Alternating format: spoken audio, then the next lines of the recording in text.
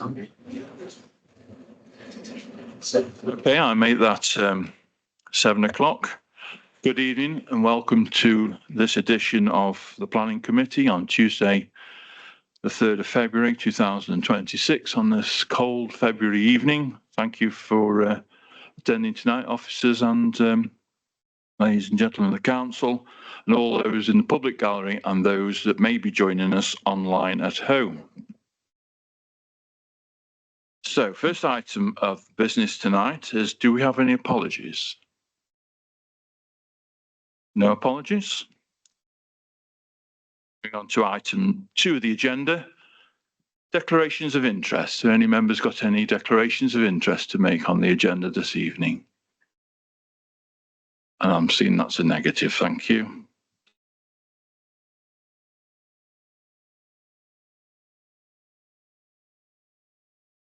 Item 3, minutes of the previous meeting that were held on the 14th of January. Are we content to accept that as a true and accurate reflection of the proceedings that evening? Can I see a show of hands, please, in support of that? Thank you, that's unanimous. That brings us on to the first substantive item of business this evening. Item 4, application for minor development, land rear of 57 High Street, All Sages Bank. Over to officers. Thank you, Rachel. Thank you, Chair.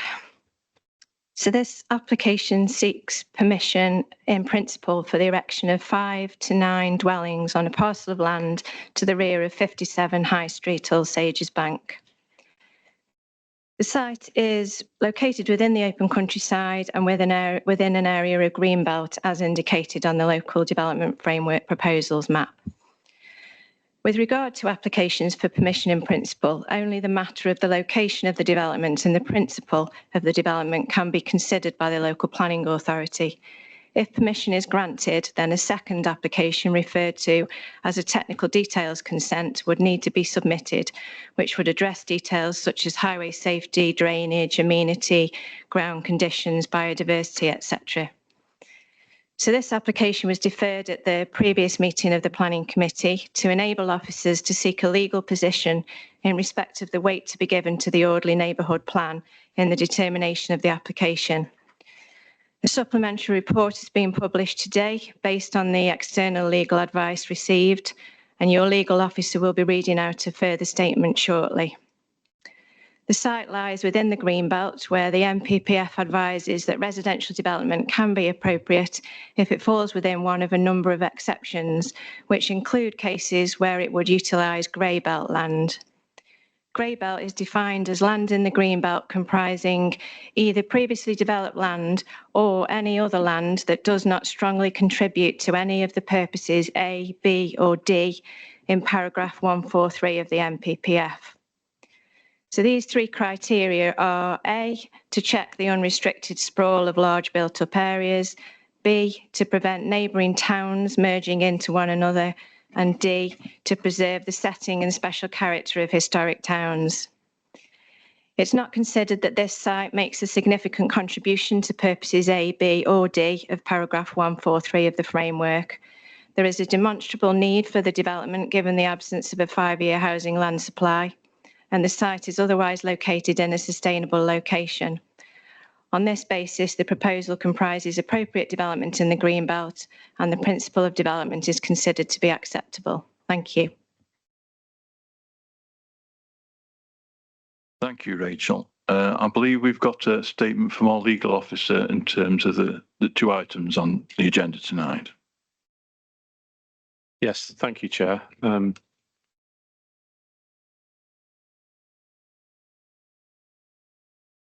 Members will remember that non-compliance with the orderly rural neighbourhood plan was central to discussions at the previous meeting and ultimately led to the deferral of a decision on application 25/00851/PIP for permission in principle for a residential development at 57 High Street.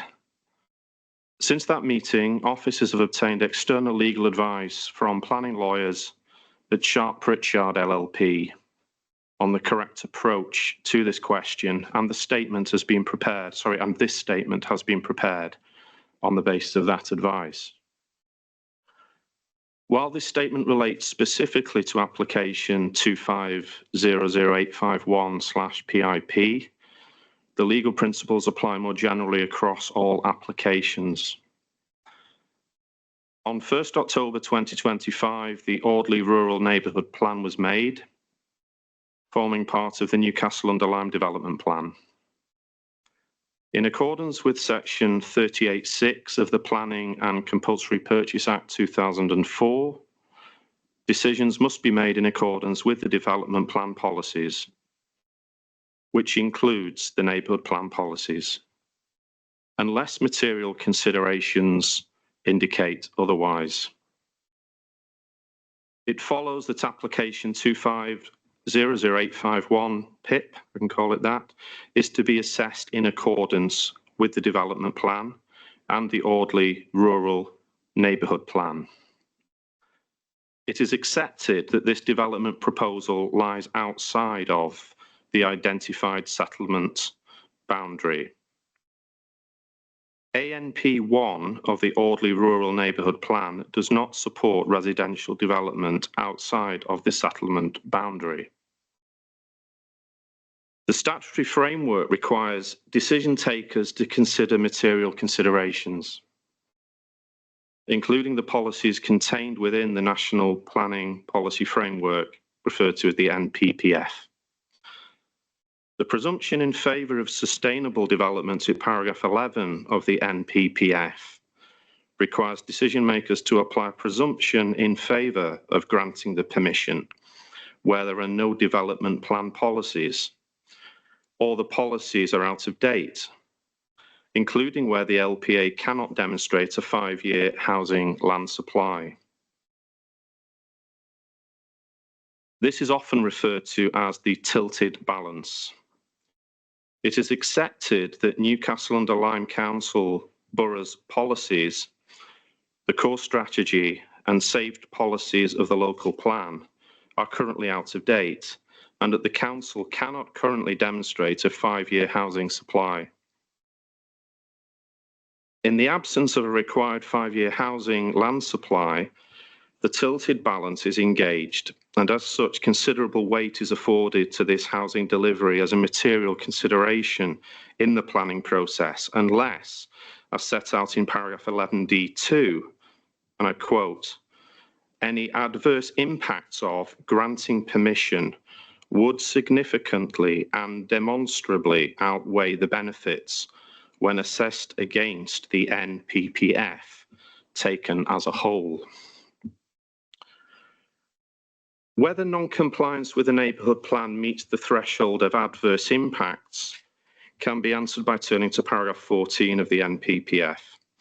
Paragraph 14 states, and I quote, the adverse impact of allowing development that conflicts with the neighbourhood plan is likely to significantly and demonstrably outweigh the benefits where A, the neighbourhood plan became part of the development plan 5 years or less before the date on which the decision is made, and B, the neighbourhood plan contains policies and allocations to meet its identified housing requirements.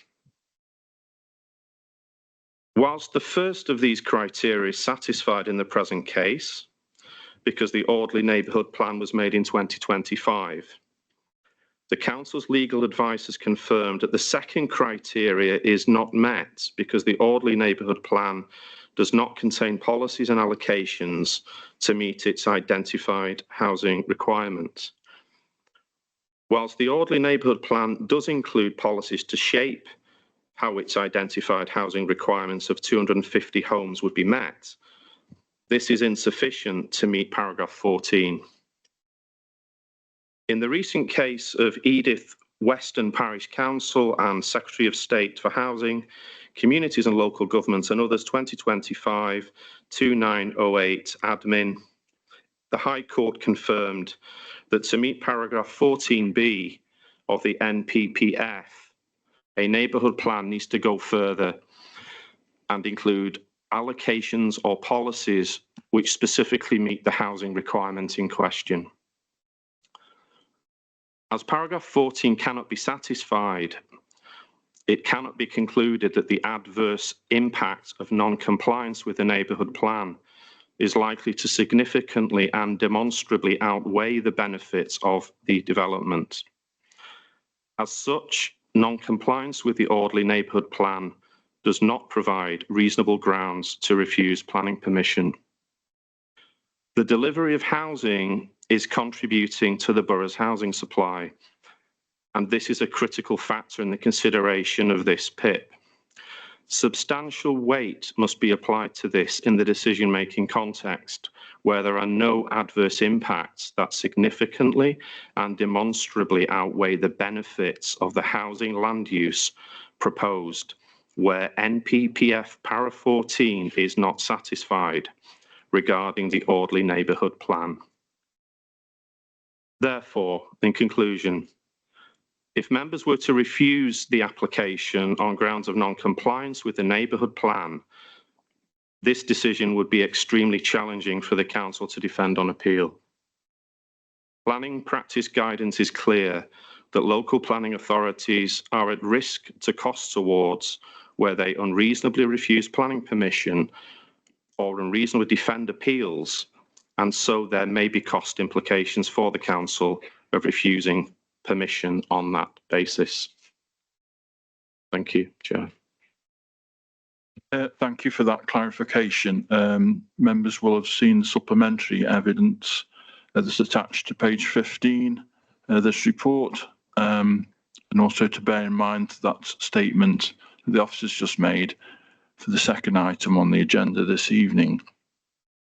Now, I think somebody's trying to trip me up here, so I'm just going to clarify a few things in terms of running order. We have some speakers on this item.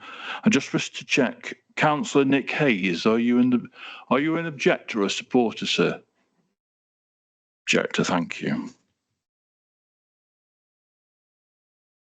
In which case, can you make your way forward, sir?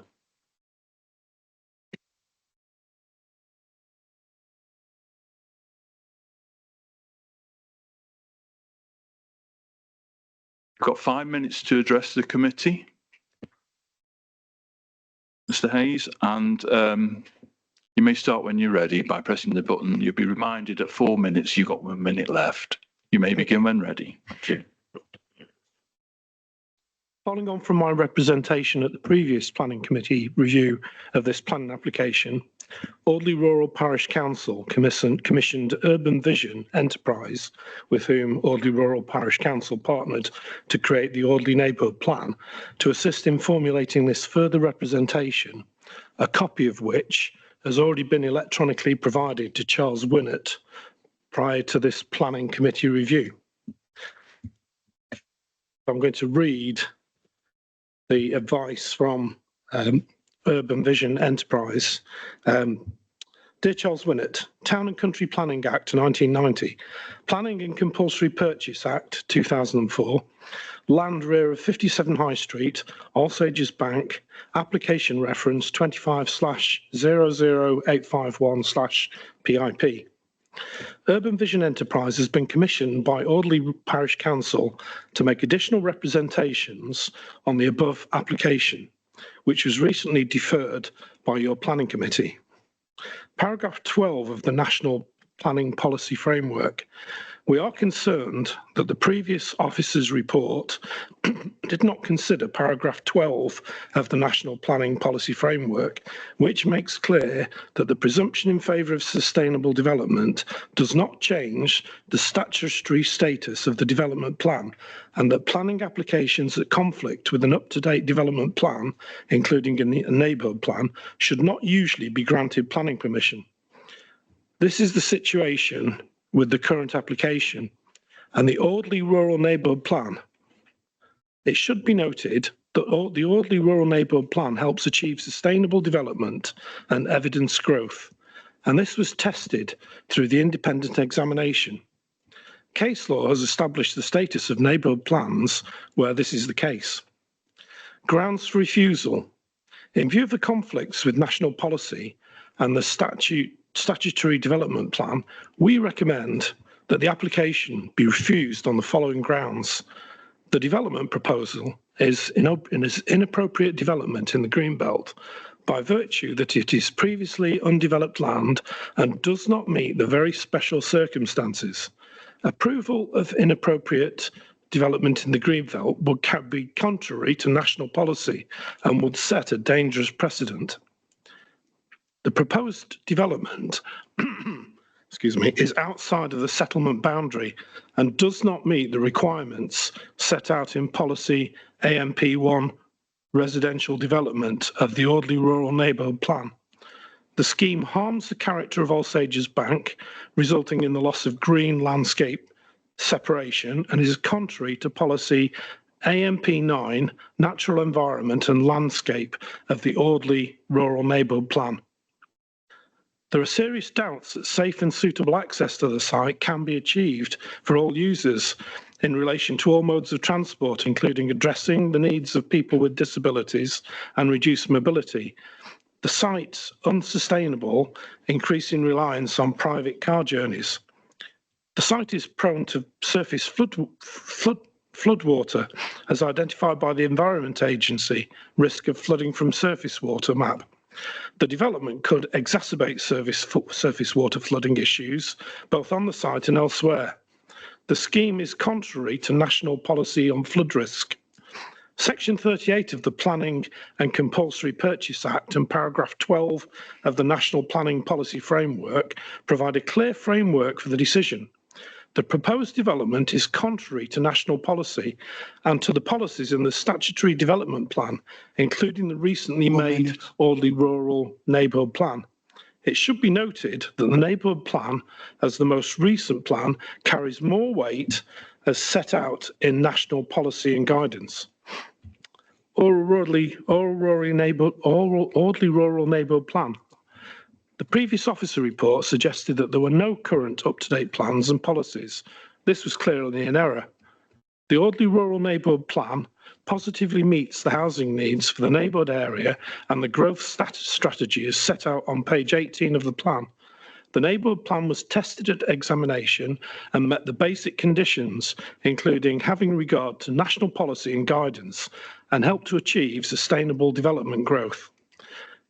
The neighbourhood plan positively meets and exceeds the growth requirement for the parish. The neighbourhood plan seeks to ensure that any new housing is provided in sustainable locations and to prevent harm to the landscape character of the area and separation of settlements. The application is contrary to policy AMP1 residential development and policy AMP9 natural environment and landscape.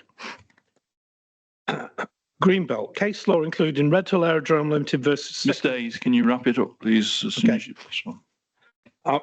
Okay, in conclusion, I'd like to remind the councillors forming the planning committee that they, as elected officials, are the decision makers, and the planning officers are subject to decision of the planning committee. Furthermore, as public servants whose duty is to serve the public, due recognition should be given to the public referendum in October 2025 to overwhelmingly support the Audley Neighbourhood Plan in its safeguarding of the Greenbelt. Therefore, I strongly urge yet again the Planning Committee to reconsider the recommendation to allow the PIP and now to resolve to reject it. And if the decision is still to recommend approval. Thank you, Mr. Hayes. I've already given you latitude to go a little bit further on. We'll seek further legal advice. Thank you. Thank you, Mr. Hayes. May you get your seat? Thank you. Okay, next we have another speaker. We have Mr. Michael Askew, who's a supporter of the scheme. Would you like to come forward, sir?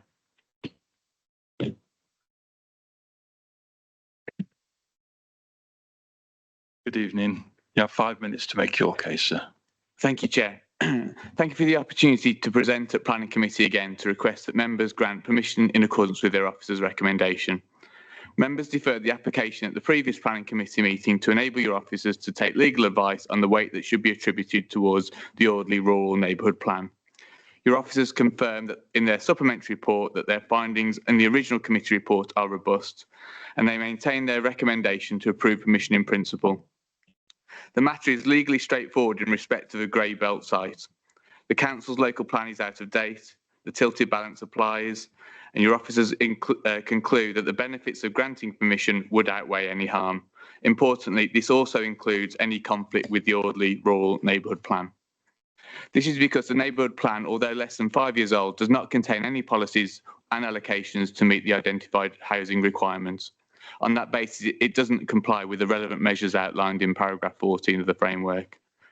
To be helpful, I would like to raise a very recent appeal decision for 2 grey belt sites located opposite Madeley Heath Motors in Madeley Heath, whereby permission in principle was granted for a new housing last December.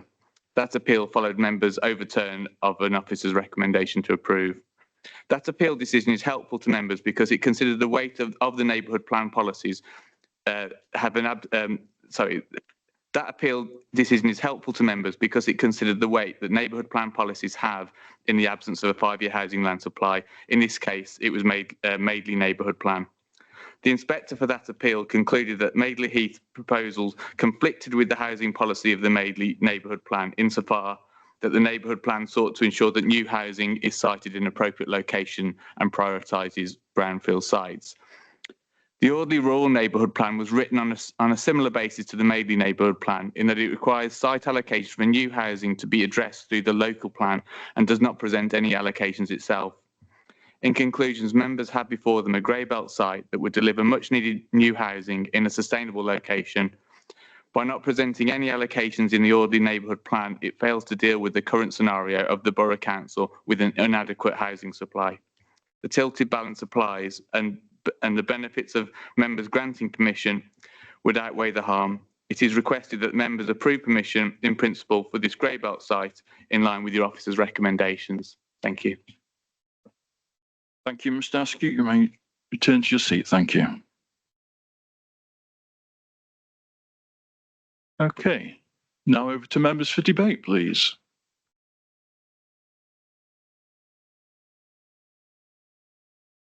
Councillor Mark Holland. Thank you, Chair. I was absent at the last committee, so what a joy that this was deferred such that I can have a pop at it. Let's start somewhere relatively straightforward, if we could. Paragraph 14B of the NPPF. We have heard our legal officer very admirably read out a document that was provided to us in advice, stating that the orderly rural neighbourhood plan does not contain enough in the way of allocations to meet its identified housing requirement. And we have heard from the chair of the parish council tonight that the neighbourhood plan does contain allocations to meet its identified housing need. Which of those statements is correct? Can our officers advise us? Mitchell? The correct position as set out in your officer's report and the legal advice that members requested is that it does not contain policies and allocations. Councillor Holland. I think so. So I'm going to I've not got the neighbourhood plan in front of me. I've not got the document that the public speaker referred to or the one that our legal officer referred to. So I'm remembering rather than referring to documents in front of me.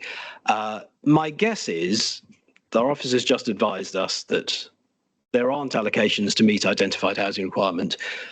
My recollection is when they were putting it together, when that neighbourhood plan was in the process of being considered and adopted, a great deal of thought went into making sure that the future needs of the parish, the neighbourhood plan area, would be considered and allocated for. And I know for certain that when this council drew together what is still its inchoate neighbourhood plan, it's not yet been adopted, but in the process of doing that, we also have made allocations such that we wanted to meet our housing needs. Perhaps our officer can advise us. So is it correct for me to say that what hasn't happened is that we failed to make adequate provision? What has happened is at the time that those plans were being developed, we had fulfilled what was asked of us by government.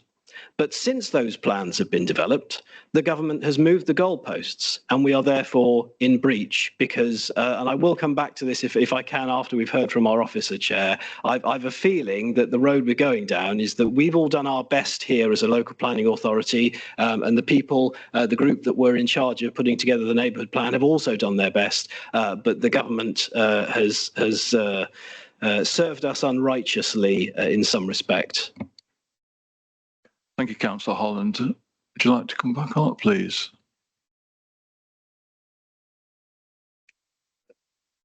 My understanding is that the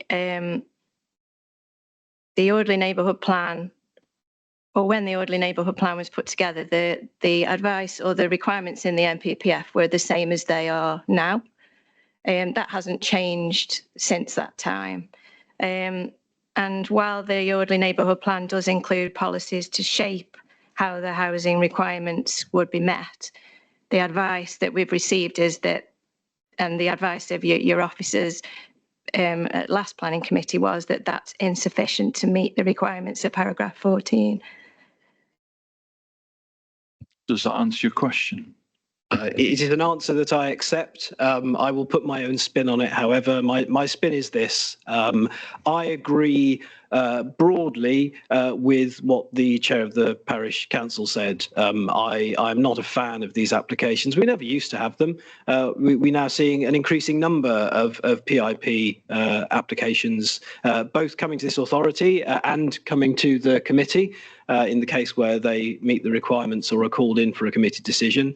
I think that grey belt is a scam invented by the government to degrade and undermine the protection of the green belt. I think the increase in housing targets imposed on us by the government is also designed to undermine our local planning process in order to fulfil what the Secretary of State wants to see, which is increased housing numbers. They're not necessarily interested in quality, they are interested in quantity. The phrase that the current Secretary of State used is build, baby, build. So while I would like very much to refuse this application on the basis that it's inappropriate development in the green belt, I am no longer able to do that. The public speaker referred to the very special circumstances test. We cannot even get to that point because once we have conceded that this is a grey belt site, it is impossible for us to do otherwise than what the Secretary of State is asking us to do. So I'm disappointed in aspects of the application. I don't like vagueness, so I don't like planning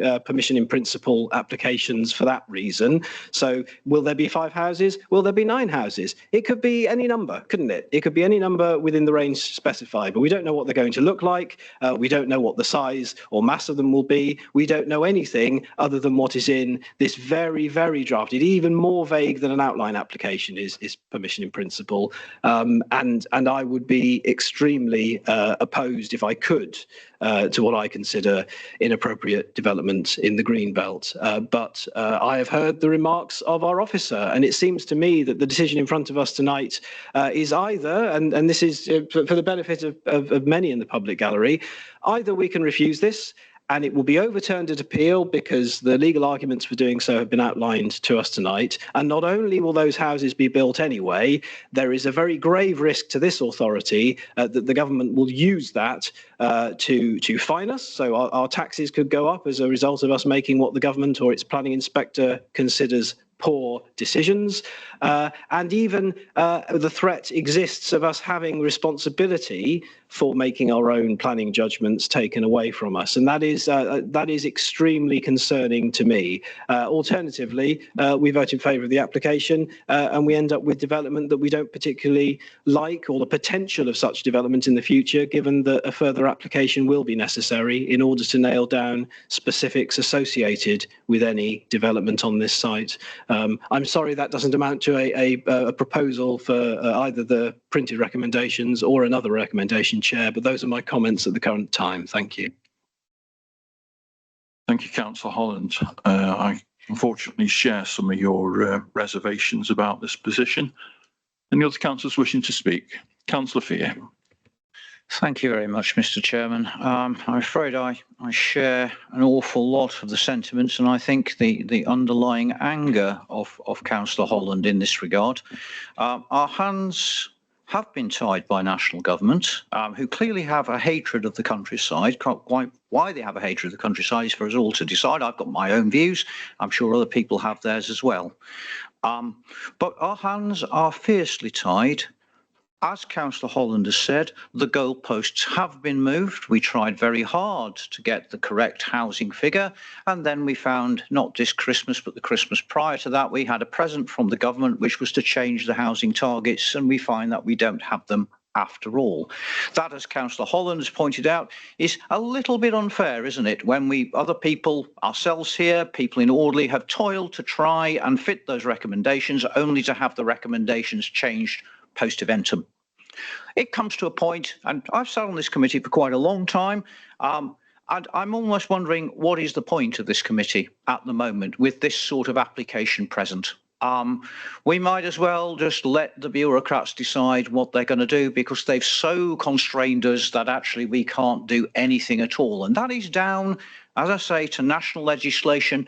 And I personally would like to hear the voice of our MP in Parliament protesting about this shackling of local voices making local decisions. I don't hear anything, but that, I think, is what representation is all about. Now, coming on to where we are, as I see it, and again, I look for our officers to confirm this, we would have to demonstrate that this development does not fit into three of the paragraphs, or three of the sub-paragraphs of paragraph 143 of the MPPF. That is A, to check on unrestricted sprawl, B, to prevent neighbouring towns merging into one another, and D, to preserve the setting and special character of historic towns. I note again with sadness, because this of course is the way the government has rigged the interpretation of the MPPF, that we are not allowed to consider sub-paragraph C, and I quote, to assist in safeguarding the countryside from encroachment. That would clearly have thrown this out of court. But the government, in its wisdom, has decided that we cannot consider that. It's not something that's there. So I'd just like to ask our officers to confirm that we're not allowed to use sub-paragraph C in our considerations, and that what is here for us are those three things. Again, the representative of the parish council was eloquent about flooding and such like. My understanding, and again, I think it will be good for me and other members of the committee have it confirmed, that actually that would come at this so-called technical stage of the application, that we are not allowed. The law simply says we cannot consider this at this time. I think that's wrong, but the law is what the law is. So I just want to know from our officers where we stand on those matters. Thank you, Councillor Fear. Rachel? Yes, in response to the first point, you're absolutely correct. Unfortunately, point C has been omitted, so it is only A, B and D of those purposes that can be considered. And then your other question about, or your other comment about what issues can be considered. Yes, again, that's correct. These are an accepted type of planning application. We are unable to consider any matters other than the principle of the development in that location.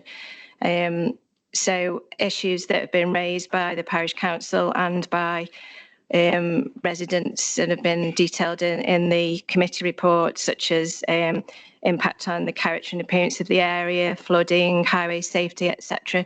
We are simply unable to consider those matters at this stage, but there will be a need for that technical details consent. So granting permission in principle doesn't by any means mean that an acceptable development can be derived on that site, because there may well be constraints on there that mean that it can't be, but they have to be considered in a subsequent application. Councillor Fear, would you wish to come back on that? Only with a heavy heart to say that everything that I hoped the officer might say, no, you've got that wrong. She said, I've got it right. And I just feel incredibly frustrated by this, I must say. I mean, as I say, There are times when you sit here and you think, what is the point of this if this is the way that our hands have been tied? Thank you for your contribution, Councillor Fear. Again, I echo the sentiments that you've given. Any other? John Williams, Councillor Williams. Thank you, Mr. Chairman. It's great to listen to the public, the political debate and the way this room is set out, them and us. Over many, many years, the last government have watered down the powers of planning committees like this. Changed a lot of the rules that we could make developers do a proper development for the residents that either buy their houses or rent. I will go with the local plan, orderly neighbourhood plan. Many years ago, I was told that neighbourhood plans weren't worth the paper they're written on. And yet we've encouraged for many years that local plans, local neighbourhood plans, were a way of the residents having a say in what's happening in their neighbourhood. I've heard the argument that their government have changed, widened the goalposts, but come back to the orderly neighbourhood plan. I won't be voting for this plan application. We've heard from the solicitor, but I'll make the point that we're back the orderly neighbourhood plan. But like it's been said, if we refuse it, it goes to appeal, we'll lose the appeal on various issues. But Mr. Chairman, if I put in a point of refusal on the point that we back the orderly neighbourhood plan, I'll listen to debate and I will put that forward that we do that. Thank you, Mr. Chairman. You, Councillor Williams. Any other councillors wishing to speak? Councillor Brown. Thank you, Chair. We've heard from Councillor Holland fears that any number of houses could be built on this site. And I know this is outlying permission, but am I not right in saying that there would be a limit of 9, otherwise social housing would have to be included? And secondly, could I ask, we've heard that if we do take the advice of the neighbourhood plan and not go beyond the boundary, as in it would be more detriment than benefit to do so, would that really be so unreasonable? The wording was we would be taken to task and fined because we unreasonably objected. Wouldn't that be a reasonable consideration? I really find it hard to believe that we could be told it's unreasonable to listen to the local community and this very, very carefully worked out plan.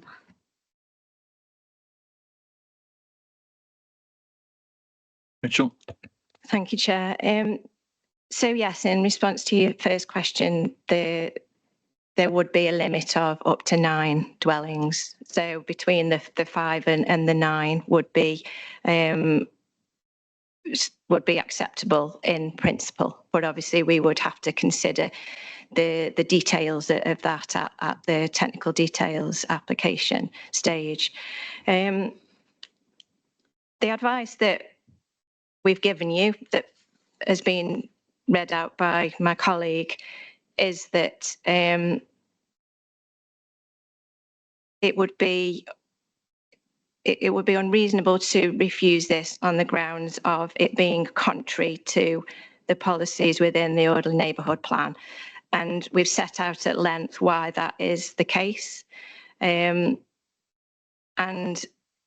so the advice is that if you were to refuse the application on those grounds and it went to an appeal, an inspector would assess how those policies have been interpreted or why those policies have been used to substantiate a reason for refusal.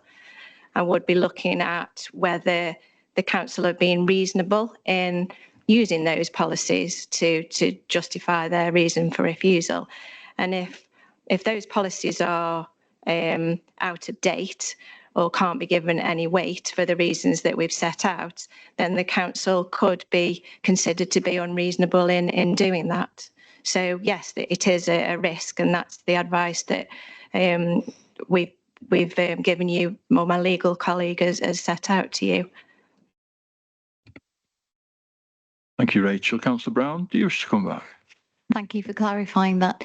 Could you just, going back to the social housing element, is there a trigger number when there has to be a social housing element within the development?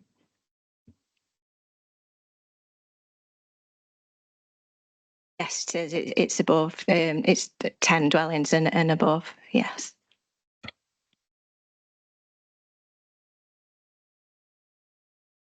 Thank you. Any other councillors wishing to speak? Councillor Gordon.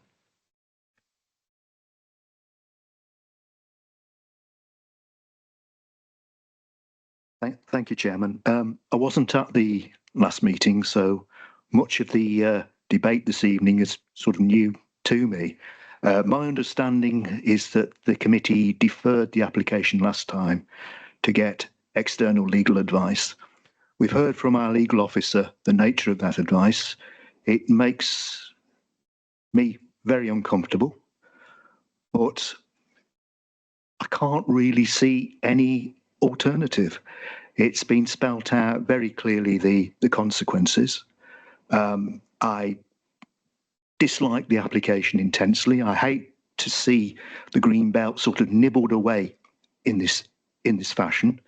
Unfortunately, we seem powerless to stop it unless we refuse and take the consequences. And I think members are aware that those consequences could not only be financial, but also damage the reputation of this committee and this authority.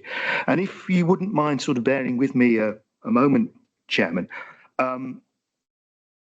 find the sort of regulations, the sort of planning framework with this, in this regard, as a layperson, very hard to understand. And I keep coming back to the criteria, and particularly D, to preserve the setting and special character of historic towns. Why towns? Why not villages? Surely it's the character that's important, not the whether it's a village or a town. And it's things like that that I think make me very, very suspicious, about this particular change in procedure. But unfortunately, Chairman, I've not heard anything tonight that would lead me to vote to sort of contradict the recommendation that we've had from officers and also the legal advice that we've been given. Thank you for your comments, Councillor Gordon. Any other councillor wishing to speak at this time? Councillor Fear, and then If you Councillor Crisp. allow me a second bite of cherry, Mr. Chairman, thank you very much. I've just pulled down what I hope is the Orderly Rural Neighbourhood Plan on my PC here, and I note that at paragraph 4.4 it states the draft plan, I assume now the real plan, it's been made, goes on to identify 4 proposed allocations for housing in order to deliver this requirement, and then lists them. Of course, the site that we're talking about now is not among them. Again, it would be good, I think, for all of us, given that this is a document, as I say, I've just accessed it now, it's in the public domain, for our officers to tell us why those sites, they are sites from our local plan, will not do the trick. Is this because they're not embedded within the Orderly Rural Neighbourhood Plan, or is it simply that the plan here is relying on the local plan to produce these things? So why won't those allocations do, would be my question. You, Councillor Fear. Rachel, are you able to respond, please?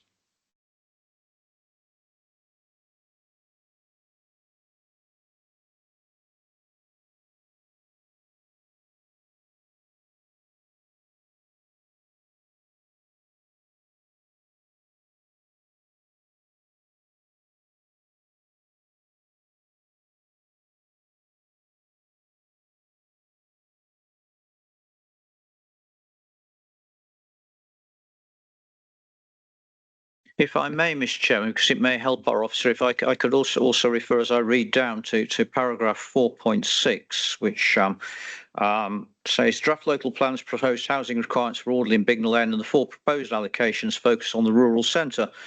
Following sentence, there is no proposed requirement for the rest of the parish, so the requirement for Audley delivers as 4 allocations is assumed to be the full housing requirement for the neighbourhood area. In other words, have those who have drafted this local plan or this neighbourhood plan actually simply said we are going to go with the local plan, and we feel that that is an appropriate allocation. Once again, why is that not sufficient will be my question. I'm sure that those who are cognizant of both documents would ask that question. I'm just trying to find the paragraph that you referred to. Did you say 4.4?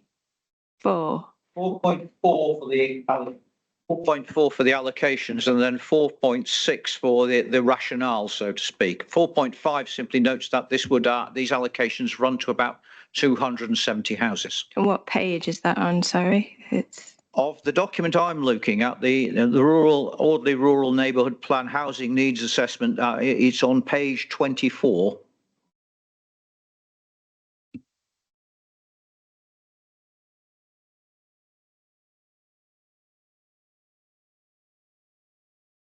Of course, Mr. Chairman, we haven't got access to that document. I think the document that you're referring to, you talked about it being a housing needs assessment, did you? Rather than the actual neighbourhood plan?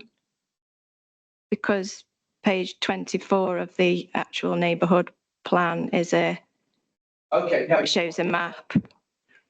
Apologies, you're quite right. I just flipped to the top of it, and it's dated to October 2023 with those 4 allocations with reference to the local plan.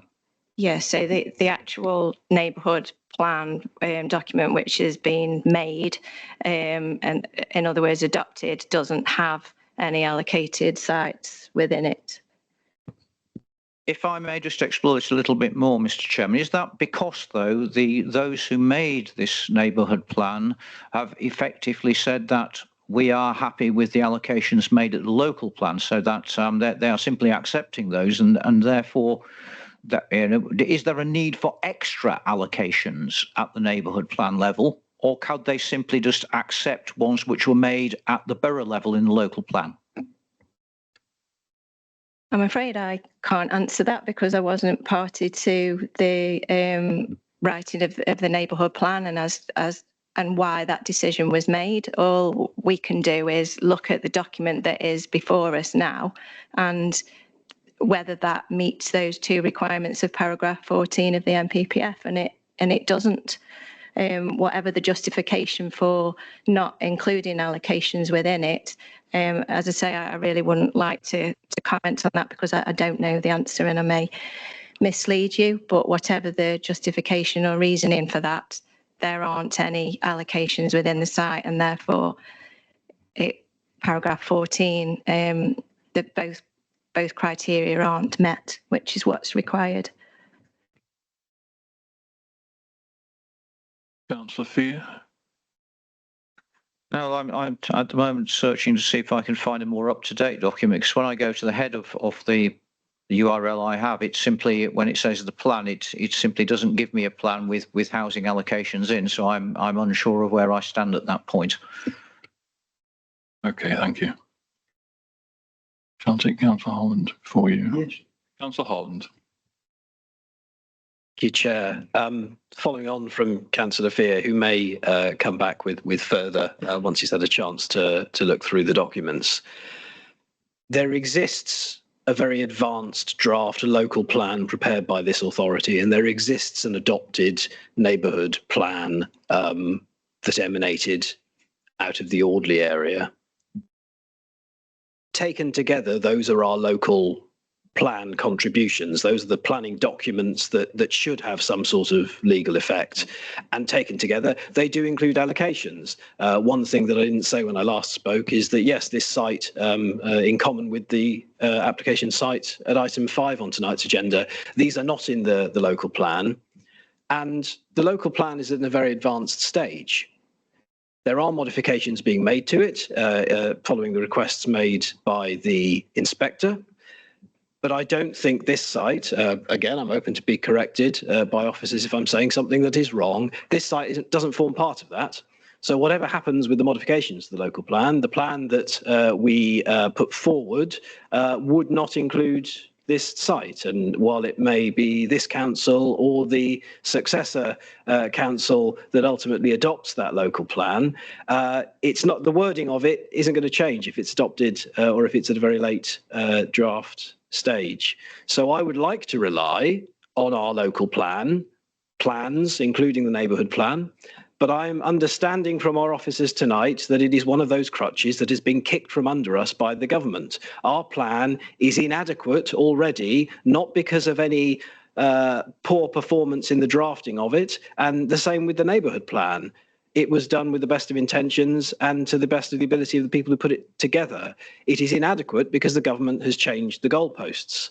And if we come back to paragraph 14, even if we were able to satisfy subparagraph B, even if we were able to say that the neighbourhood plan, either in itself or by having accepted the local plan site allocations, was adequate, we would then rub up against the next hurdle that the government wants to throw at us, which is that we still need to demonstrate that the proposed development would be significantly and demonstrably harmful in a way that outweighs the benefits of that development. And while we can argue tonight about whether or not there are harms, I think, yes, there are certainly harms associated with any inappropriate development in the green belt, we would be asking ourselves, can we say that the harms don't just outweigh the benefits of having housing in this particular location, but that they significantly and demonstrably outweigh the benefits? And I think what I heard from our legal officer who read from the opinion that's been given to us at the outset, I think the advice from our officers would probably be that we are unlikely to be able to meet that hurdle.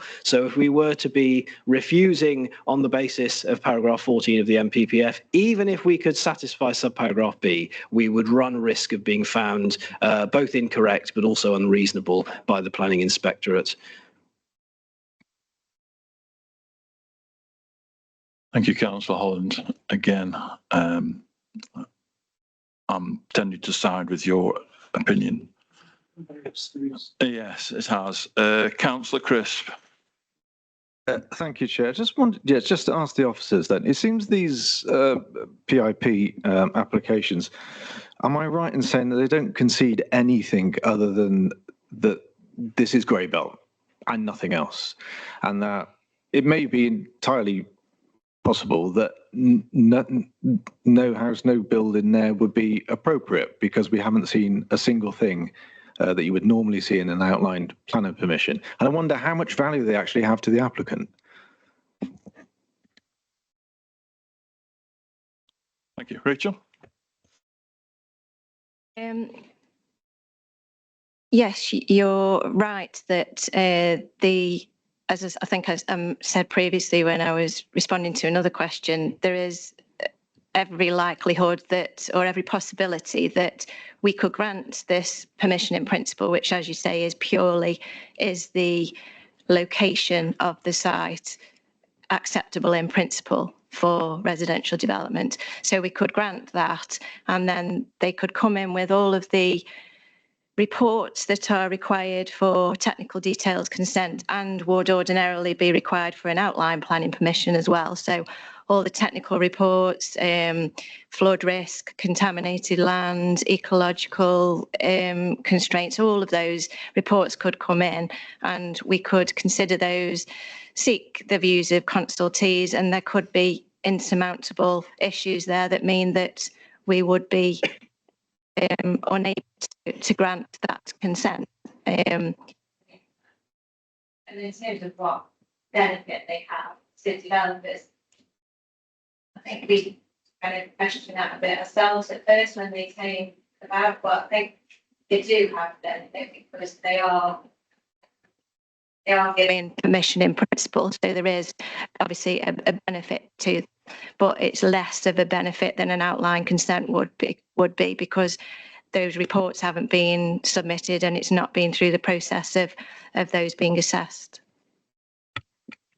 Yes, thank you very much. I mean, I said in the last meeting I wasn't a fan of this application, and it would be nice to nip it in the bud here. But I think there's still a long way to some of the objectors.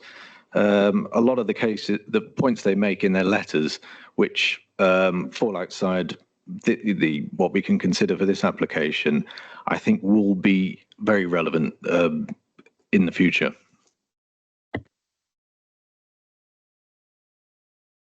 Thank you. Any other councillor wishing to speak, please? Councillor John Williams. Thank you, Mr. Chairman. We've listened to our solicitor. We've listened to councillors that have gone through the technical details, but we put no weight behind the chair of the parish council, what he has said, and what his argument is, and the point he has talked to surveyors or technical officers, so we put an argument forward. So do we prepare that neighbourhood plan, or do we take that on board again? It's very difficult to go for refusal, but I shan't be voting for this planning application. But have we listened to the residents in their argument against this application in full? Thank you. Thank you, Councillor Williams. Any other councillor wishing to speak? I may have one bite of the cherry, just simply for information, Mr. Chairman, because I have found the relevant document, which is the full plan, and I do think that's not me speaking; it's merely reciting. Perhaps if I give the page number to the officer could comment on the relevant paragraph of the plan, which is now on the made document, which I found on page 18. Is titled Audley Rural Housing Needs Assessment, updated October 2023. And again, makes it at the bottom, it says, while the neighbourhood plan does not make any site allocations for new housing, it acknowledges that the emerging local plan proposes sites within the neighbourhood area, etc., etc. So I just wonder if the office has sight of that, whether they would be able to comment on it for our debate.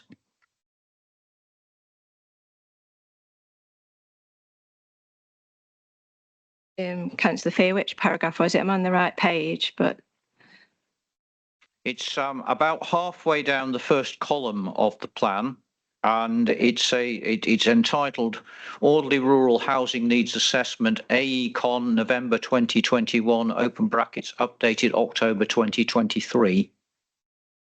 Yeah. Well, I don't really have any comments other than what I said previously, was that notwithstanding what that says, it's still the case, and it acknowledges that here. It says, whilst the neighbourhood plan does not make any site allocations for new housing, and that is importantly what is required in paragraph 14. So by its own admission there, the document doesn't have those allocations, and therefore we can't conclude that paragraph 14 is relevant.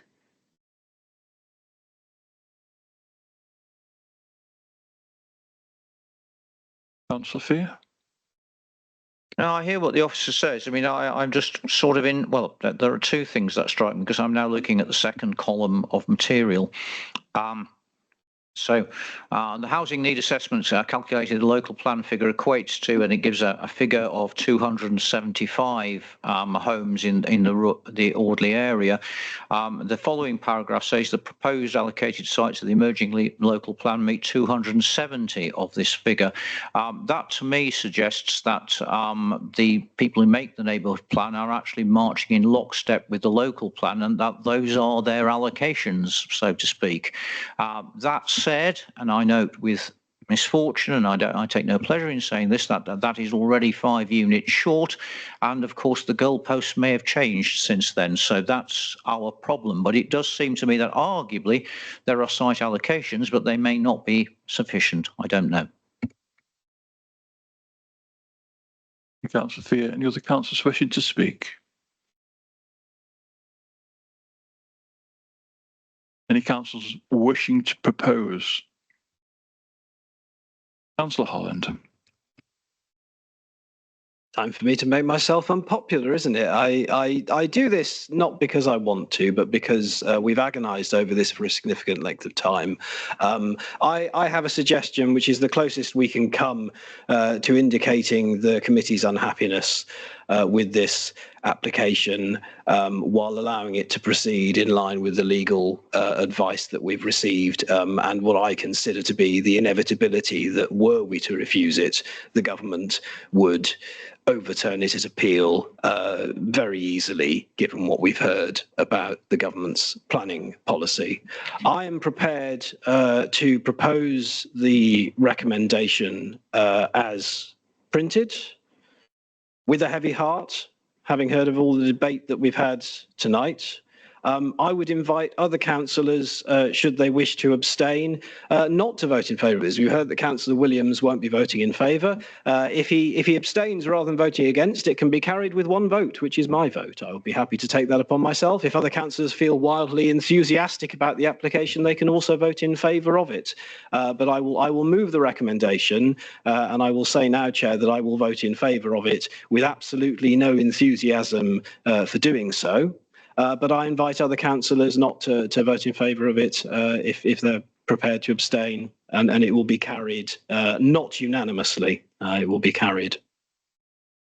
How about that? Thank you, Councillor Holland. So we've heard the proposal from Councillor Holland. Do I see a seconder?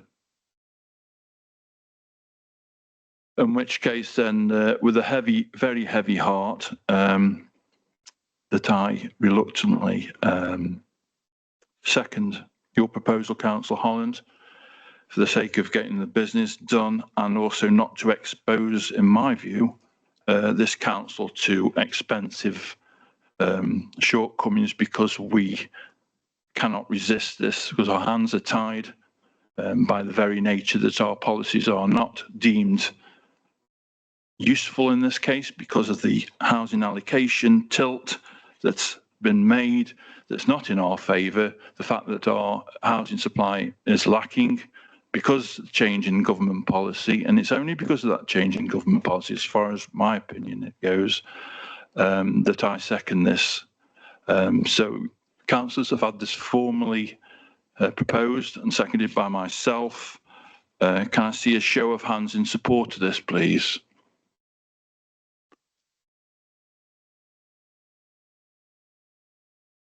Three. Can I see those against?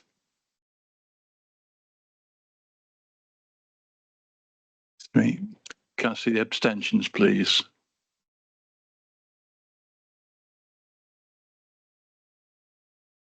We got 5 abstentions, 3 against and 3 for. So I've got the carrying vote on this. So unfortunately, I'm going to have to cast this in favour of the proposal reluctantly. So that matter is passed. Thank you, councillors.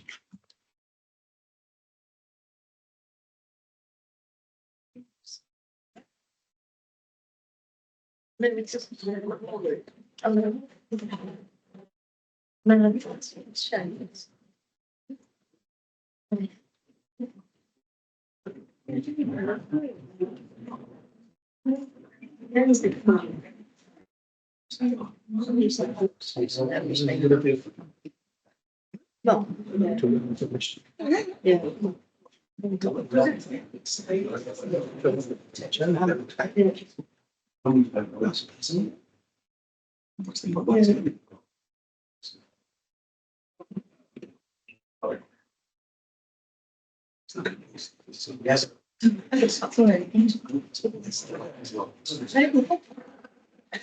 Moving on to agenda item 5, we have application land off Warrington Road, Audley. Over to officers, please.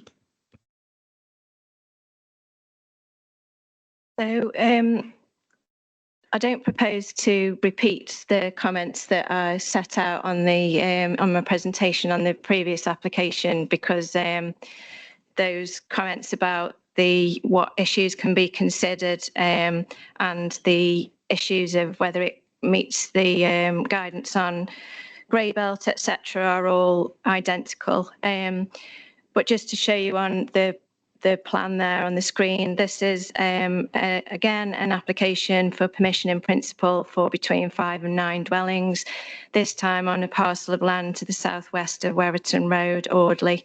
Again, the site is within the green belt. So yeah, as I said, I don't propose to repeat myself. The statement that my colleague read out is also, it applies equally to this proposal as it did to the previous one. So yeah, that's it. Thank you, Chair. Thank you, Rachel. In which case we have an objector, Mr. Nick Hayes. Do you wish to come forward? Do you wish to add to your first statement, or is this going to be totally different? Thank you. I hope.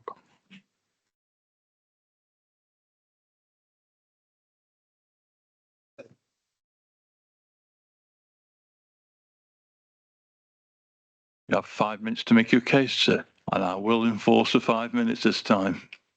Thank you. Thank you, Mr. Chairman.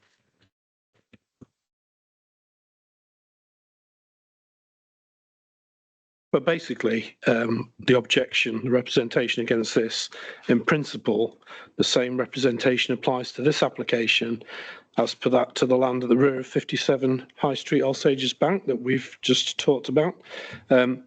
However, in this case, the objection is in fact more so because of the further distance of this site from the village envelope, and also there are doubts about the potential access arrangements for this site, the possibility of flooding issues, and also the redirection of public footpaths. So I would again remind the borough councillors who form the planning committee that they, as elected officials, are the decision makers, and the planning officers are subject to the decision of the planning committee.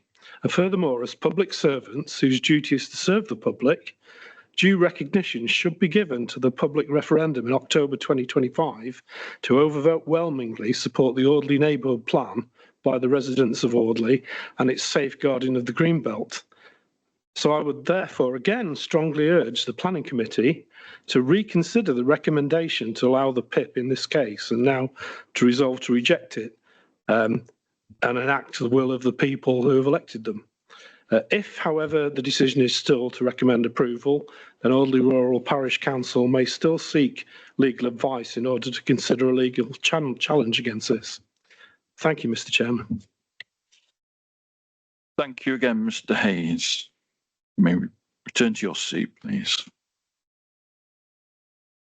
I have a supporter of the scheme, Mr. Karen Gorey. Would you like to come forward, sir? Gee. Sorry, I don't support. Objector, is it? Sorry, it's reading out what it says here. Would you like to come forward, please? You have 5 minutes to make your case. Reminded after 4 minutes. Good evening, Chair, members of the committee. Thank you for allowing me to speak. My name is Karoon Gorey. I've been asked to represent the immediate residents who live by this site. I personally live next to the site.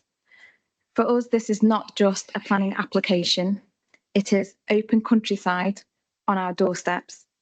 The land is actively grazed by cows, regularly used by wildlife, including pheasants and hedgehogs. It is greenfield agricultural land. This is not scrubland or derelict land. It is actively managed pasture, grazed up to the present day and forming part of the open green setting that separates Audley from further development. Hedgehogs are a species recognised nationally as being in decline, which underlines the ecological value of this land. In addition, bats are regularly observed flying over and foraging in and around the site, including from my own adjoining garden. Bats are a legally protected species, yet no bat surveys or wider ecological assessments have been undertaken. More broadly, it is not established what other protected or notable species may be present, including nesting birds, reptiles, amphibians such as newts, or invertebrates such as rare butterflies. Granting permission in principle in the absence of this information risks approving development before its ecological impacts are properly understood.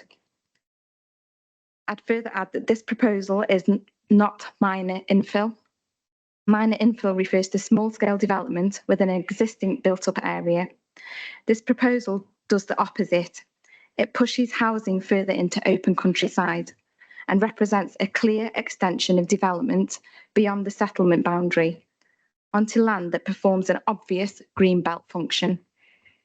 The officer report itself identifies serious constraints: highways, drainage, contamination, wildlife impacts, residential amenity, and a public footpath crossing the site, but then sets this aside as out of scope because this is permission in principle application.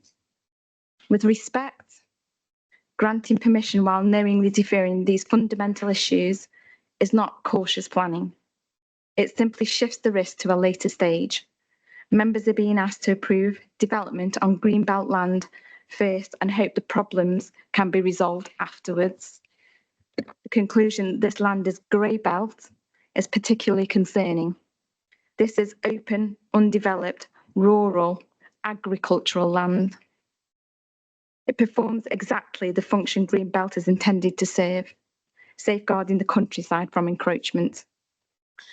The proposal also conflicts directly with the Audley Neighbourhood Plan, which local residents worked hard to produce and which forms part of the adopted development plan. Whilst this conflict is acknowledged, it is given limited weight. Finally, I ask members to consider this precedent. Approving this site in principle will make it far harder to resist future applications. This is how Greenbelt is lost through incremental approvals that individually appear modest but collectively cause irreversible harm. I respectfully ask the committee to reject this application and uphold the Greenbelt, the neighbourhood plan and the plan-led system. Thank you. Thank you, Ms. Corey. For your presentation, you may return to your seat. Thank you. Thank you. Over to councillors for debate. Councillor Holland, thank you. Groundhog Day, Chair. Many of the conversations that we had under the last item are equally relevant now. I'd like to thank and to an extent congratulate the two public speakers that we've heard on the arguments they've made.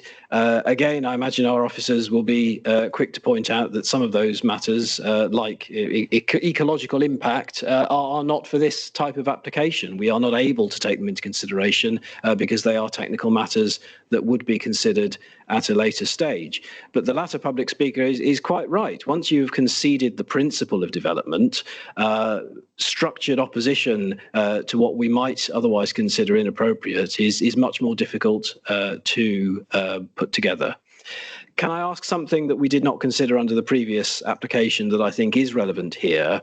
I know that there are a number of these PIP applications that are decided by officers under delegated powers. I try to read as many of those as possible as a way of informing myself for when applications come in front of the committee. I'm aware that this authority and others have in the past refused consent for these on sustainability grounds, which is a pure ground available to us when we consider the principle of development on any site.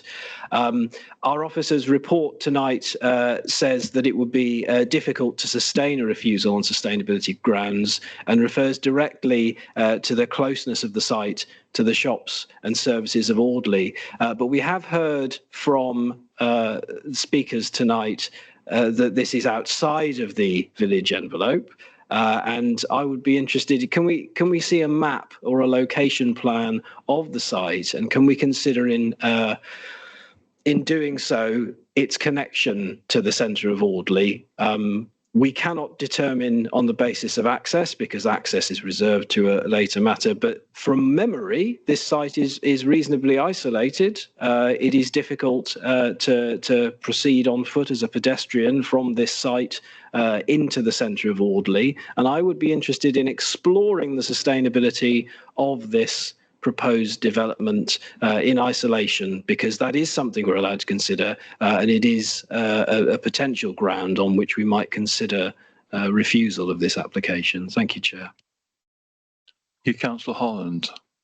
Any other councillors wishing to speak at this point? Councillor Gordon.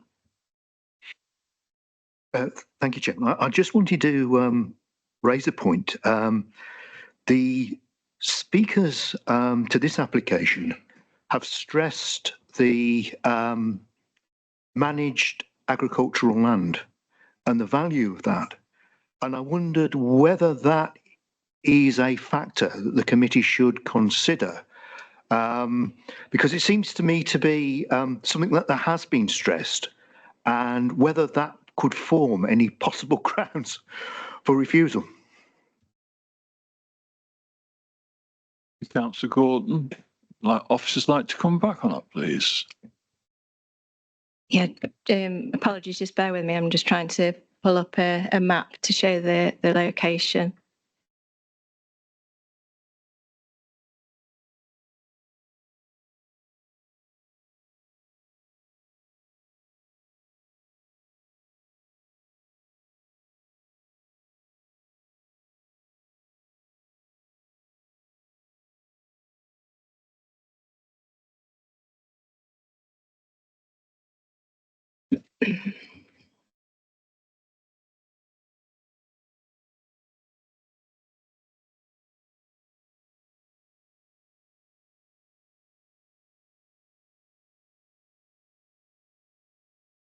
So hopefully you can see that. So the site is, sorry, just keeps coming up with, don't want to book online, is just here. And so we're on Werriton Road here. All of this is within the development boundary, the urban area.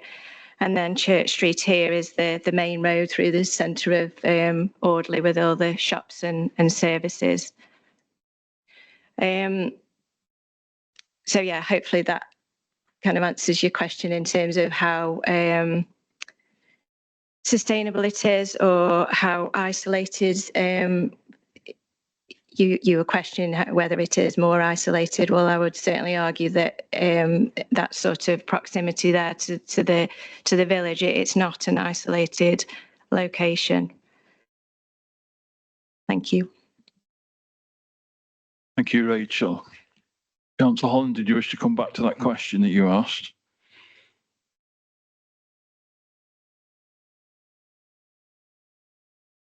Yes, I did ask about the value of the agricultural land, which has been stressed by the speakers. Apologies, I'd forgotten what your question was. On sites of this sort of scale, where they're relatively small and the development level is less than the 10 dwellings, it's not an issue that we would consider, because the loss of agricultural land is, in many appeal decisions, inspectors dismiss that as being a significant harm. And in any appeal decisions where it has been considered and any weight has been given to the harm, it's only been where it's been on very significant sites, so for 100 or 200 dwellings, such as the sites that we've considered in Loggerheads and Baldwin's Gate. But for sites of this scale, the loss of agricultural land wouldn't be a justifiable reason to object. Councillors wishing to speak, please.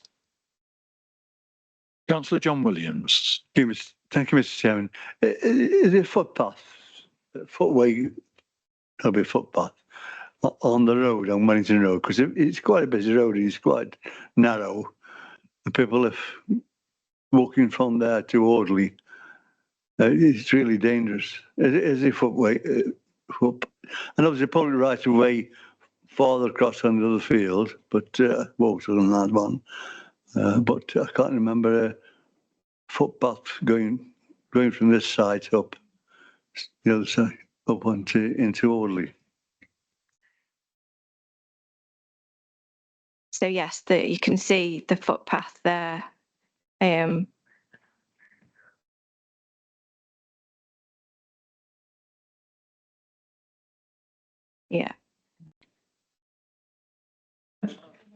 Mr. Chairman, it might be a red herring really, but the gasworks was just next door to this site.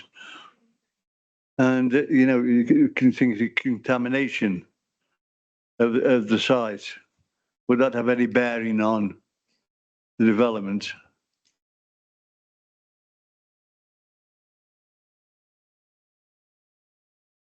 Yes, but not at this stage, because we're only able to look at the principle of the development in this location.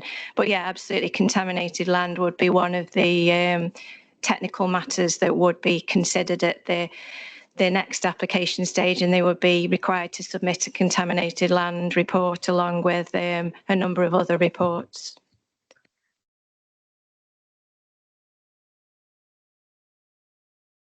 Councillor Fear. Yes, I'd like to make an observation and then just ask the officer for some clarification. So my observation is how surprising it is that in these sorts of applications that we're getting, that all the land only ever seems to be able to sustain 9 houses.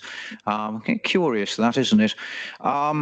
My observation is, and again, it's awful being here. The last public speaker was extremely eloquent about the wildlife upon the site and such like. Can the officer give us an assurance that at the next stage of this, and again, you know, were the government to allow us to have that subparagraph C of the MPPF 143, this would fall instantly. But we can't do that. You know, the definition has been put out for us and we are stuck. But am I right in thinking that all of those wildlife surveys and such like will be relevant matters that will be considered at the next stage of the application? I feel enormously for what's been said, and I know it's a straw, but I would like to be able to think that everything that's been said by our public speakers this evening will actually be considered in the end. Am I correct in saying that? I think that's a fair question, Councillor Fear. Rachel?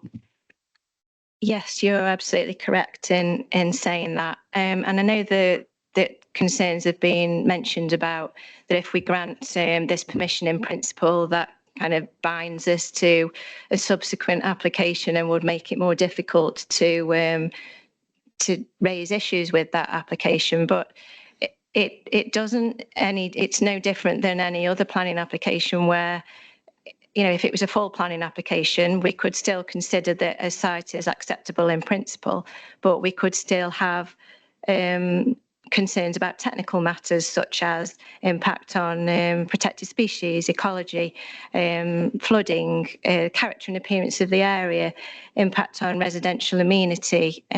So all of those issues will be considered in detail in the subsequent application. And just because it's being given permission in principle, that doesn't mean that that doesn't make it any more difficult for us to refuse an application if there's evidence that any of those issues, any of those matters would be harmed in any way. Councillor Fear, do you have a supplementary? No, I hear what the officer said. I take some comfort in that, but very little really. As I say, the government has bound our hands, and the problem is we do concede the principle of development, and I can't see any way around that. I hate to say that, but I can't. Councillor wishing to speak. Councillor Brown, Councillor Williams. to Councillor Gorton's point about agricultural land, not that I keep the planning guidance by national planning guidance by my bedside or anything, but I seem to remember some mention of high quality agricultural land being a stop, if you like, on development. I remember the term high quality agricultural land, but I don't remember anything about size. So is there anything that says if it's below a certain acreage, for example, that we can't consider that? Because we don't want to be building on agricultural land.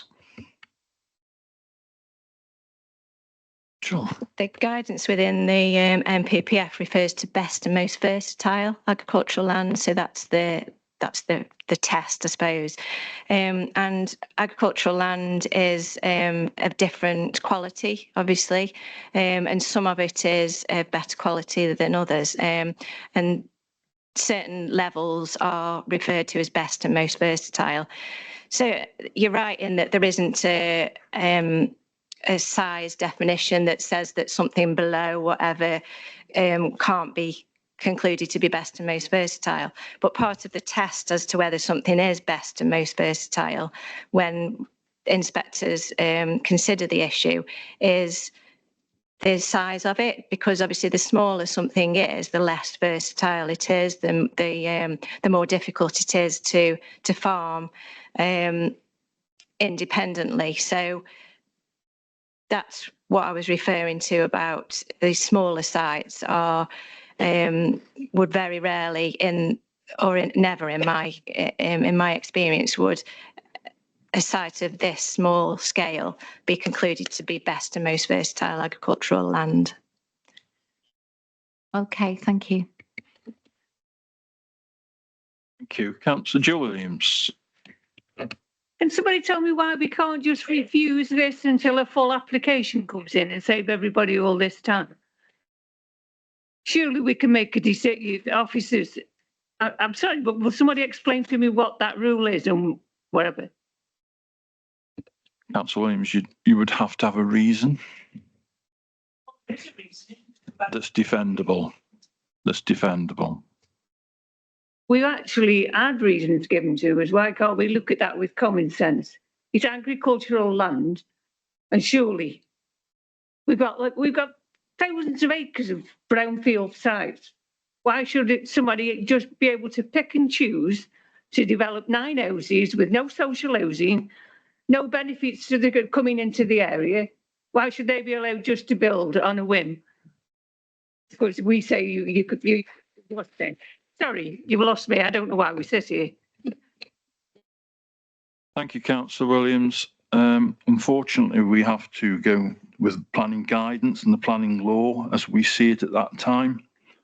You've heard councillors tonight and you've heard our officers say that basically our hands are tied by the fact we haven't got a 5-year land supply.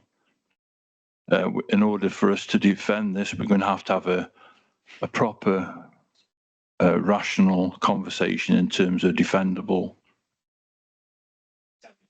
Building 9 houses or 10 houses certainly isn't going to help our local plan of building houses, is it? And they're all going to be top priced houses. They're not going to help us get anybody off our lists, are they? Again, Councillor Williams, this is planning in principle. We haven't got any access to any other further information to what this application could be in the future. This is only establishing the planning in principle at this point. We're not allowed to talk about the outline planning permission or final matters of this, because this is planning in principle. It is what it is. And I understand your frustrations and I share those. I don't like this application, don't like these type of applications, I'll be honest.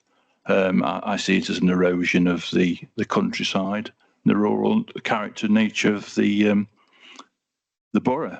But it is what it is. We have a planning guidance and we have the planning law, we have the MPPF and its glory, and the fact that it's been changed. The fact is that our local plan is under threat because of the housing allocation isn't sufficient, and it renders the policies void at this time. whether that could be changed, whether our MP will take notice of this and representations may be encouraged to our MPs to explain what's going on and the frustration and the eloquent accounts that we've heard tonight from our objectors. But it remains to be seen. It is what it is. And unless I hear some sort of properly grounded refusal, then unfortunately, Councillor Fear. Thank you, Mr. Chairman. Yes, Councillor Williams asks a very pertinent question. I think the answer is because the government say so. Just to go back to the agricultural land aspect of this, which is of some interest. The problem here, I think, is this very emotive and you know, it is deliberately politically, well, rhetorically persuasive word, grey belt. You know, we all think of derelict land, etc., but I'd just like the officer to confirm that actually, unfortunately, in my opinion, the definition of grey belt actually covers land which has not previously been developed, and that the only way that it can be resisted is showing that it doesn't meet one of those sub-paragraphs in paragraph 143 of the MPPF. Again, were we able to engage paragraph C there, which has been specifically excluded by government advice, we could reject this instantly. But my understanding of this, and I hope I'm wrong again, is that the fact that we are dealing with agricultural land per se, that the simple fact it's agricultural land, is not a defence against the government's definition of what a grey belt site is. Am I correct in saying that? I hope I'm not. Councillor Fear. Rachel? You are correct, yes. The grey belt is defined as land in the green belt comprising previously developed land and or any other land that in either case does not strongly contribute to any of those purposes A, B or D.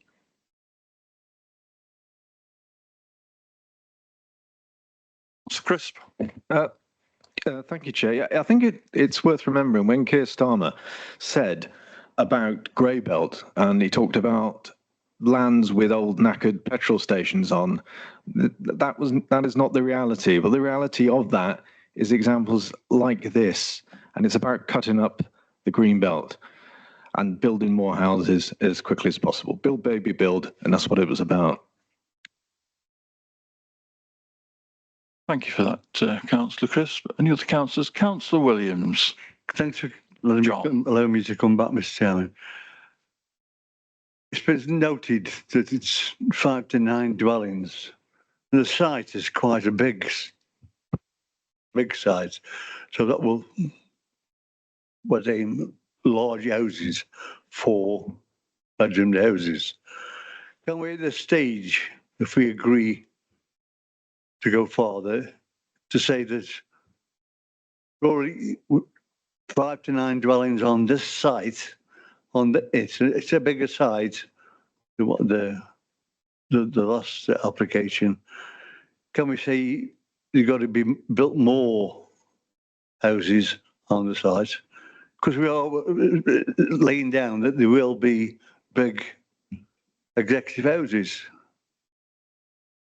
So, you know, there's no social housing or affordable houses are going to be built on the site. They'll be well out the range of quite a majority of the people. So can we put the officer, can we say like with the size of the site, so you can actually put more houses than you're proposing? Sorry, are you saying that you want more? More.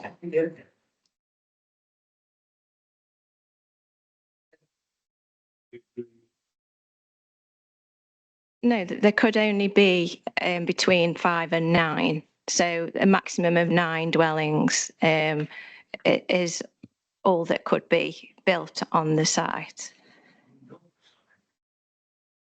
Yes, so the the character and the appearance of the dwellings, and whether the layout is appropriate, and the style of the houses, the design, whether there's a sufficient mix of different house types for, for families, or all of that is considered at the later technical details. Yeah.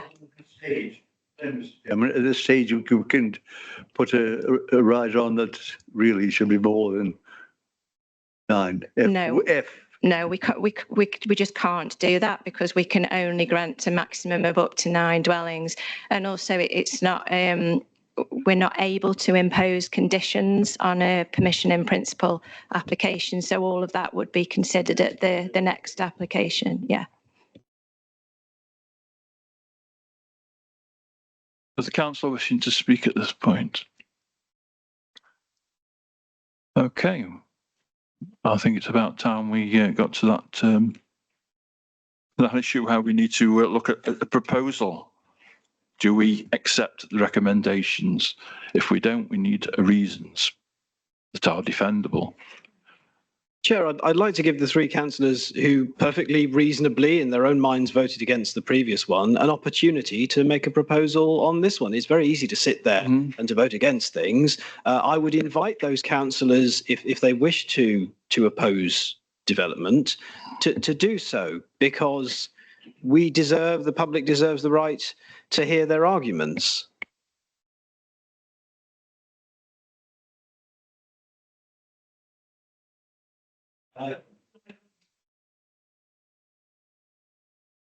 Voting against. With permission, Chair, I'd like to sympathise with Councillor Mrs Williams. Her sense of injustice is one that I share. I think other councillors do as well. But we have a process that we need to follow.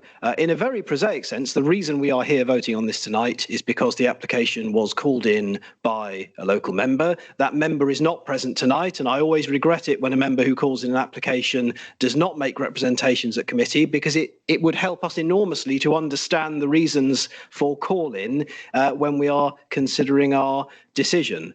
I think there is certainly, outside of this committee, a very important debate to be had about the propriety of the permission in principle regime. And Councillor Williams advanced an even more fundamental suggestion, which is that it's perhaps not right in circumstances like this that any form of outline application should be considered at all. Either a developer should come forward with a scheme that is complete in all regards, such that a committee might consider it properly, or they should not come forward at all. Unfortunately, as you know, Chair, and have explained, that's not the regime we operate under. It is possible to apply for a very vague permission in principle without bringing forth things that will come forward at a later stage.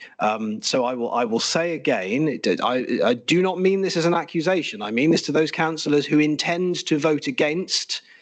Please come forward with a positive proposal for refusal with reasons that we can consider, and put, for example, to our legal advisor who is with us tonight to say, will that stand up at appeal? Can we sustain it? Because otherwise we're gaining an awful lot of sympathy, but we're not making decisions that we can then adhere to. Does that make sense? Am I explaining myself properly to Councillor Mrs Williams? But actually, as said, and we've all been advised, there is no way that anybody can put anything forward for a refusal. We've got nothing there to vote on, actually, have we? A developer's come forward, I want to put 10 houses there with nothing, no information, no nothing. That's not a planning committee, is it? Yeah, that's councillors. You're just prolonging Councillors, can I just call us to order, please? All this has been tonight is a political debate. And the last vote we had on the previous one proved it. If you wish to make a proposal against, please make the proposal and give you the evidence. Okay, thank you very much. Councillor John Williams. Thank you for Council and reminding me, and going back quite a while, and I remember whether Councillor Fear can remember when we had these planning applications in, that we said, send them back. we don't want these planning applications because we don't know what they're going to build. There's no information there at all. They just said they're going to build 5 to 9 houses. And I don't think that's appropriate for this planning committee to decide. It goes on to the next process, the next meeting. So I would again move, go on, thank you, Councillor Holland, refusal of this planning application on the ground it's on the green belt. It's out of character in the area. It's not in the village envelope. One of the reasons, maybe I can help, the planning officer can help me, to get more substantial reasons for refusal on this planning application, Mr. Chairman. Thank you.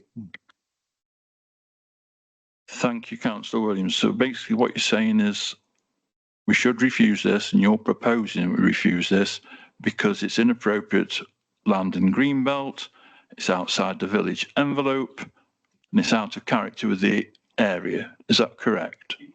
Correct, Mr. Before I ask the officer to come back on that. Well, and also on the point that we've already agreed last plan application with no detail of the build, no information from highways really, drainage. So we just, we'll build on this piece of land, then we go to the next stage. But once we make our mind up here, I'll say if we vote for it, we are already setting the process in that we're going to agree for the next stage. That's, whether people will disagree with that, but that's my opinion, Mr. Chairman. So again, we're not given the right information to make a decision. Thank you. Councillor Brown. Well, first of all, I don't find it easy to sit here and vote with my conscience when in the light of many points that are raised in terms of how we're stymied. I don't find that easy. But in support of Councillor Williams, I'd like to say that as there is no specific amount of best agricultural land specified in the national planning framework, we could say that we also object because we do not want to build on good quality agricultural land. Councillor Williams, are you content that that's added to your proposal before I ask the officers to come back? Okay. Can I ask officers to come back on those, whether those reasons are defendable? So the lack of technical details and no details of the buildings, etc., is absolutely not something that we could refuse the application on, because it's an accepted form of an accepted type of planning application. So the applicants are perfectly entitled to submit an application with no details, as they have done. So we simply couldn't form a reason for refusal on the basis of those points.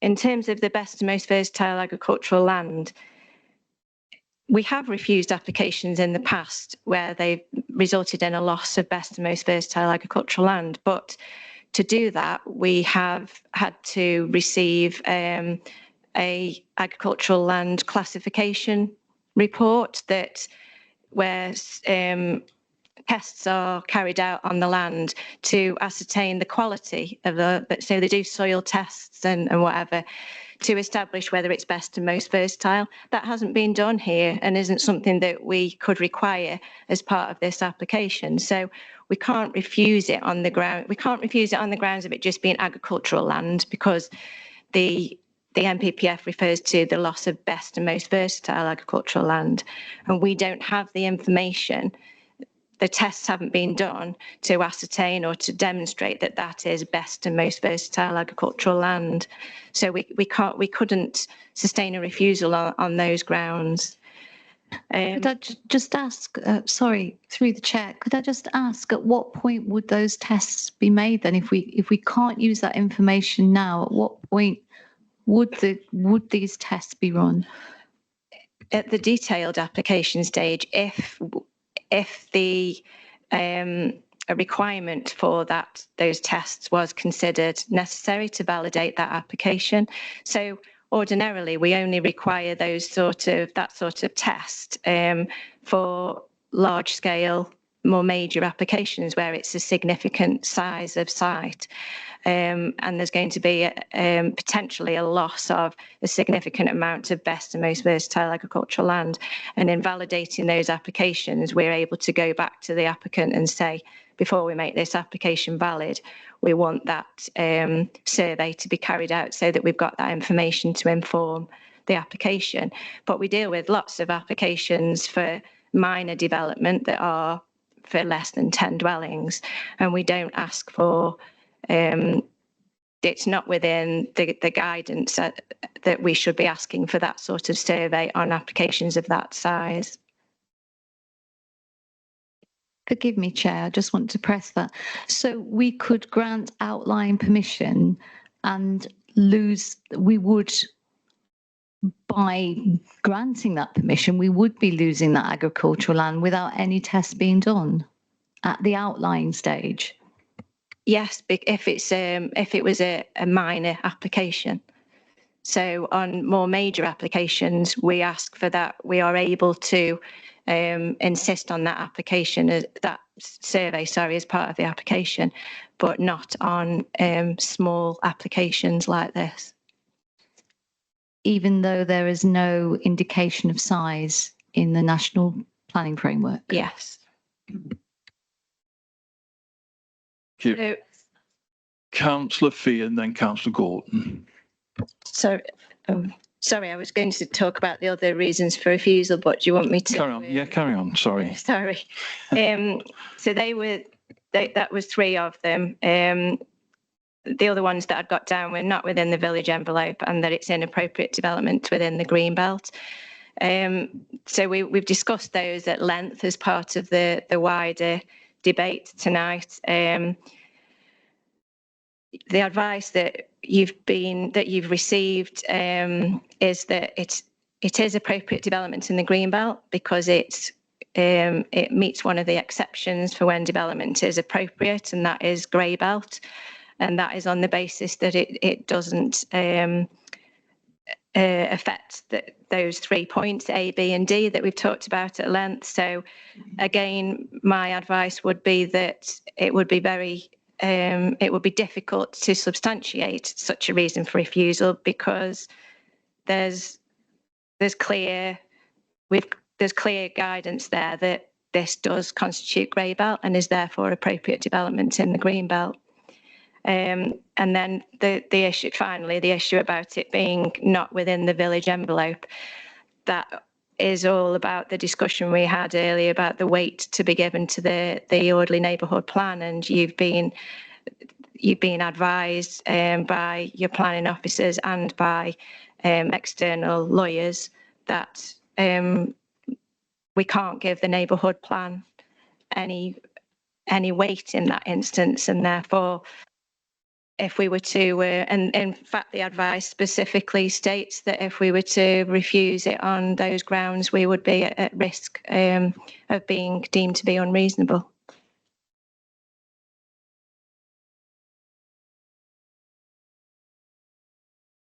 Thank you, Rachel. Councillor Fee. Thank you, Mr. Chairman.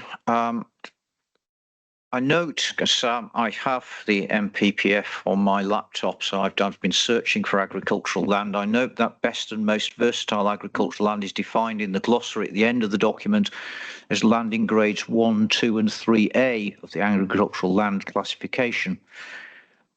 First of all, I've got a question, then I've got an observation which worries me.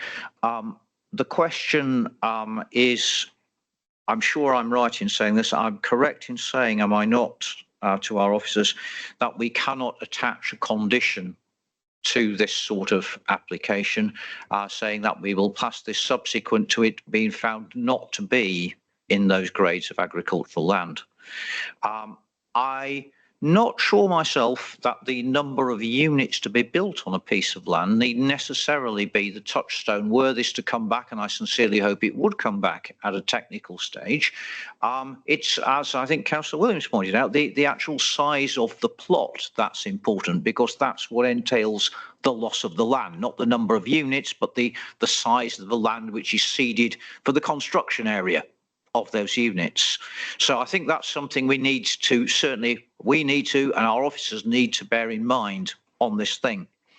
The other thing is thinking about what our chairman has rightly said about the need to be shown to be reasonable in this respect. Given that these two items have swirled around the same thing, were we to make a decision which was a direct contrary to the previous decision, it would seem to me that we would be in a very dangerous position indeed at appeal, because people would just say that you're not behaving consistently. And that, again, is an observation I don't make with any pleasure, but it does seem to me one that our members of this committee need to be cognizant of.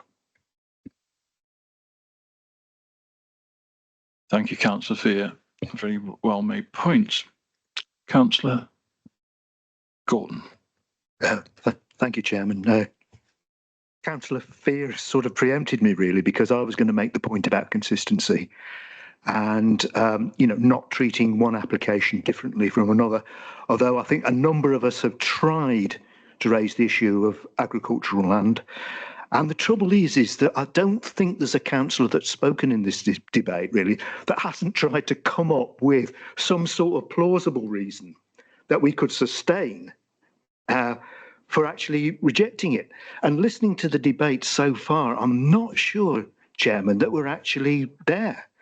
And I think what we've highlighted this evening is, in my opinion, some real flaws in the planning system. And we're not going to be able to resolve them tonight, but we're all members of political parties.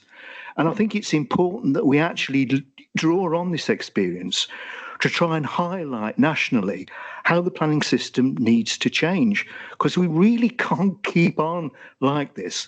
We're all aware of the dangers. Unfortunately, we've seen this evening as an authority not be able to do too much about them. But we should, I think, lobby for change.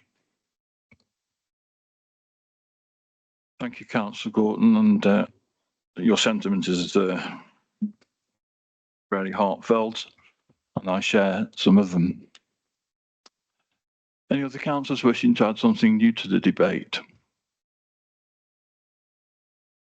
Okay, well, I'm about to make myself very unpopular here because I've heard no proposals that we resist this. So I'm going to propose that we permit this as recommendations and printed to move the item forward, because I feel that acting as councillors have put out tonight from Councillor Gordon and Councillor Fear, that if we are not acting in a consistent manner and voting totally against this as opposed to the other application and not being consistent, we are going to leave ourselves wide open.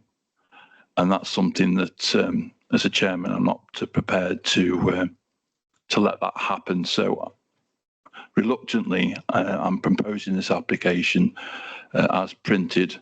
Do I see a seconder for my proposal? Given Councillor Holland did this last time, Mr. Chairman, I will do it. I'm extremely unhappy in doing so, but I see no alternative. Thank you, Councillor Fear. Your points are taken. Can I see a show of hands, because we're going to vote on this now, in favour of permit as the recommendation is printed?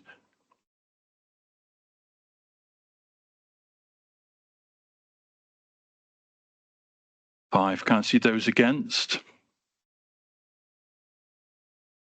Any abstentions? One. Oh, you abstain? No, two. bit late with the hands, ladies. Down. Look first. So 1, 2, 3, 4. So I'm casting the final vote on that because it was 4, so it's 5-4, and that item is carried. Thank you.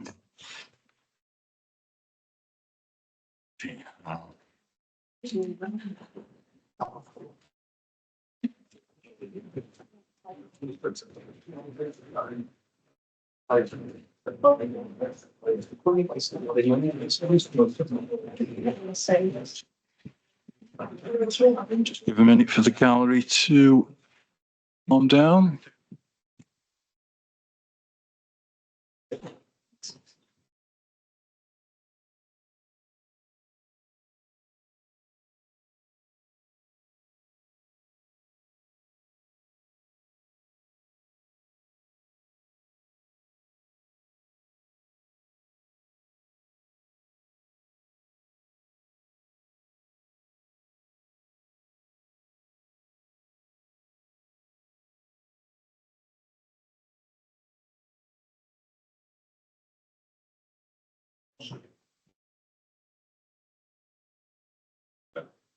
Moving on to item 6 of the agenda, we've got an old favourite, land at Doddlespool, Betley, to be found on page 35 of your agendas. Do we have any further updates? And I see that that's a negative. Thank you, Councillor Williams. Are we content to assimilate this report as read? Can I see a show of hands, please, in support of that? What are we on? Yeah. Oh, the Wenning Road. Apologise, Mr. Chairman. We're on. I was carried away. Land at Doddlespool, Betley. Thank you very much. That item's carried. Okay. Sorry? Just wasn't clear what the decision was there. No, It's going to be noted. It's noted. yeah. Are we okay, Councillor Williams? Are we on the same page? Yeah, are we on Dodpool? Are we? Yes. We just talked about that and we've moved on because we've accepted the report as read. Righto. And to keep it on the agenda for another 2 months. Bit of humour trying to, yeah. Thank you, Councillor Williams. Right, on to the next business. I have no urgent business. Any urgent business, Jeff? I'll look round. I don't see any urgent business, so it remains for me to bring the meeting to a close. So thank you very much for your indulgence, councillors and officers. Thank you very much. And I bid you a safe journey home. This meeting is now